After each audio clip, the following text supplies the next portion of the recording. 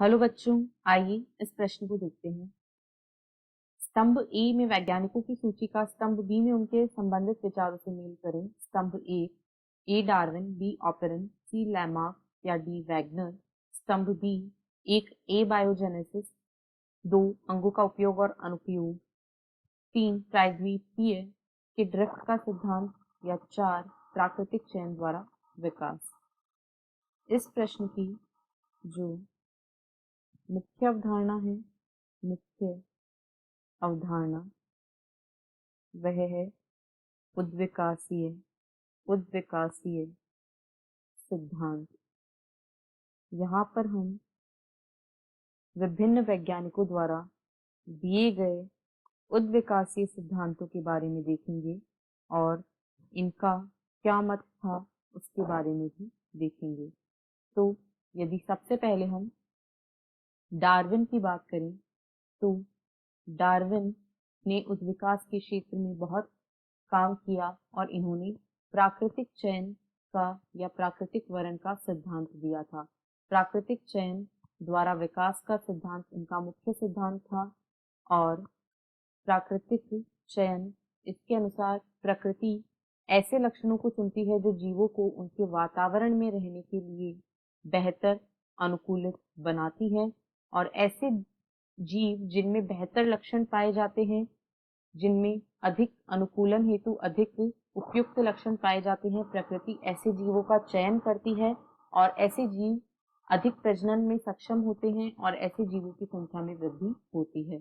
इसे ही प्राकृतिक चयन का सिद्धांत कहा जाता है।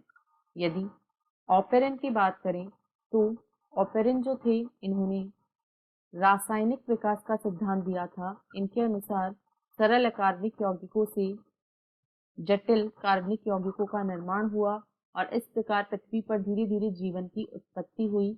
इनके अनुसार जो विभिन्न यौगिक हैं या रासायनिक अणु हैं, उनसे जीवन उत्पन्न हुआ है, तो इसे अबायोजेनेसिस कहा जा सकता है।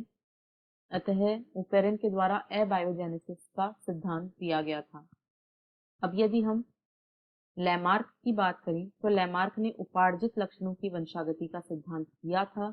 इन्होंने बताया कि ऐसे अंग जिनका अधिक उपयोग होता है वे अपने आकार में वृद्धि करते हैं और ऐसे अंग जिनका उपयोग कम होता है वे धीरे धीरे ह्रासित होते जाते हैं और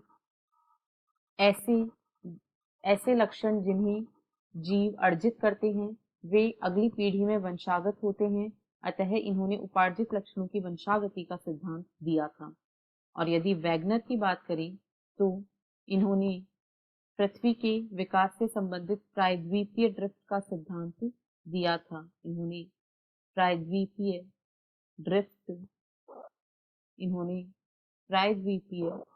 ड्रिफ्ट का सिद्धांत दिया था। किस प्रकार विभिन्न महाद्वीप विकसित हुए इसके बारे में वैगनर ने बताया था।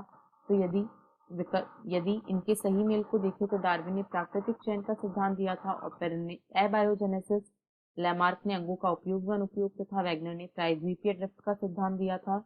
यानी 4, 1, 2, 3 और ऐसा विकल्प बी में दिया गया है, इसलिए विकल्प बी इस प्रश्न का सही उत्तर है। आशा है आपको प्रश्न समझ आया होगा। धन्यवाद।